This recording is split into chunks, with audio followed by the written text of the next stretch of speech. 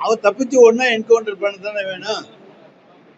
தப்பிச்சு ஓடுற போது சுட்டு பிடிக்க வேண்டியது அவசியமான காரியமாக இருந்தால் அதை தவிர்க்க முடியாது.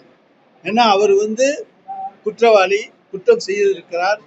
எனவே காவல்துறையை கண்டவுடன் தப்பித்து ஓட முயற்சித்திருக்கிறார். அந்த நேரத்தில் அந்த சம்பவம் நடந்திருக்கிறது. அவர் எடப்பாடி பழனிசாமி பிரச்சாரத்துக்கு வந்து கட்டுமான பொருட்களோட விலை கடுமையா உயர்ந்துருச்சு. வீடு சாமானிய மக்கள் கனவுலதான் வீடு கட்ட முடியும்னு.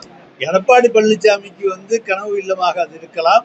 மக்கள் தங்களுடைய கனவு இல்லத்தை இன்றைக்கு நனவு இல்லமாக மாற்றுகின்ற வகையிலே தான் கலைஞர் வீட்டு வசதி திட்டத்தை கொண்டு தந்திருக்கின்றோம்.